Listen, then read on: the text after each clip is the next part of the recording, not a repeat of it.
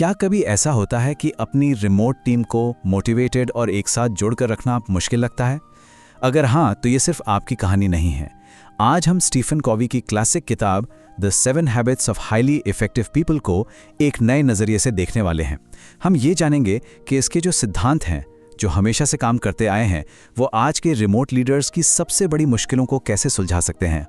देखिए, the 7 habits सिर्फ एक किताब नहीं है। ये एक ऐसा फिनोमिनन है, एक ऐसी लहर है जिसने लाखों करोड़ों लोगों की सोच को बदला है। तो चलिए सबसे पहले इसके मूल आइडिया को समझते हैं। कोवी की पूरी किताब का सार समझिए इसी एक लाइन में है। वो कहते हैं कि असली असरदार होना किसी ऊपरी टेक्निक या ट्रिक से नहीं आता, ये हमारे अंदर के उसूलों से आता है, जैसे ईमानदारी, इंसाफ और सब्र। और सोचिए, रिमोट दुनिया में जहां हम लोगों को हर वक्त देख नहीं सकते, यही कैरेक्टर यानी हमारा चरित्र भरोसे की सबसे बड़ी बुनियाद बन जाता है। दशकों से ये किताब बिजनेस और सेल्फ हेल्प की दुनिया में एक मील का पत्थर रही है। इसने पर्सनल ग्रोथ को ऑर्गेनाइजेशनल सक्सेस से जोड़ने का एक फ्रेमवर्क दिया, जो उस जमाने में एक बहुत ही रेवोल्यूशनरी आइडिया था। और यही है आज का सबसे बड़ा सवाल। एक ऐसी दुनिया में जहां हम फिजिकली एक साथ नहीं हैं, क्या ये सिद्धांत आज भी उतने ही रेलेवेंट हैं? चलिए इसी सवाल की तह तक जाते हैं। रिमोट वर्क ने ना लीडरशिप के सारे नियम ही बदल दिए हैं। जो तरीके पहले काम करते थे, वो अब शायद उतने कारगर नहीं हैं। और यहीं पर कोवी की ये आदतें एक बिल्कुल नया मतलब लेकर सामने आती हैं। ये जो फर्क है ना, ये अपने आप में पूरी कहानी कहता है।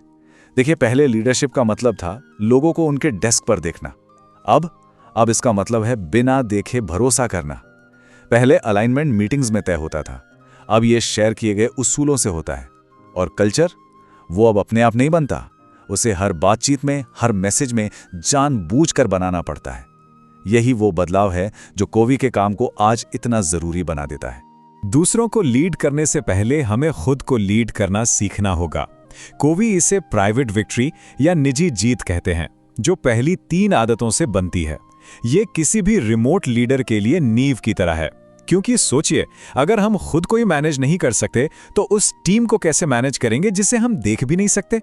रिमोट सेटिंग में जहां कोई मैनेजर हर पल सिर पर नहीं खड़ा होता, आपकी क्रेडिबिलिटी, आपका भरोसा ही सब कुछ है। ये निजी जीत आपके कैरेक्टर को बनाती है, आपको उस तरह का लीडर बनाती है जिस पर टीम आंख बंद करके भरोसा कर सके, भले आप मीलों दूर क्यों ना हो।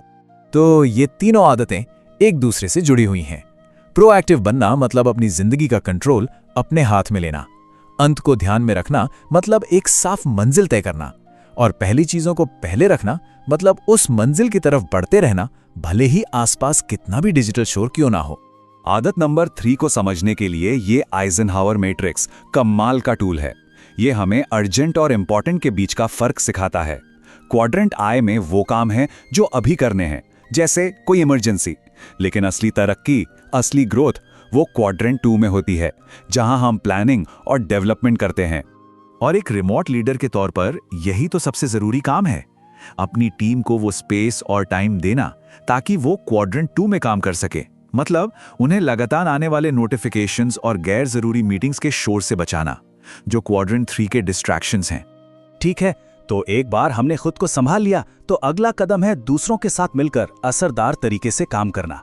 इसे कहते हैं पब्लिक विक्ट्री या सार्वजनिक जीत, जो आदत 4, 5 और 6 से बनती है। ये डिजिटल दुनिया में सहयोग और भरोसा बनाने की कला है। ये आदतें हमें अकेले काम करने से आगे ले जाकर एक दूसरे के साथ मिलकर काम करने की तरफ ले जाती हैं। विन विन की सोच झगड़े को सहयोग में बदल देती है। समझने के लिए सुनना भरोसा बनाता है, खासकर तब जब हम किसी की बॉडी लैंग्वेज नहीं देख सकते।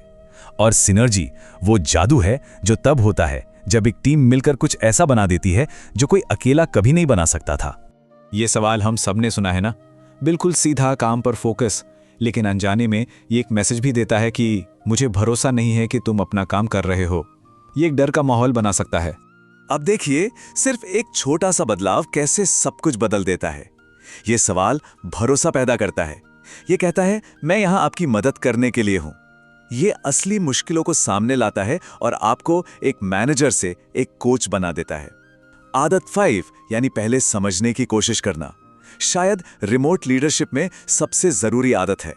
तो हमने खुद पर जीत हासिल कर ली, दूसरों के साथ मिलकर भी काम करना सीख लिया, अब आती है आदत नंबर 7।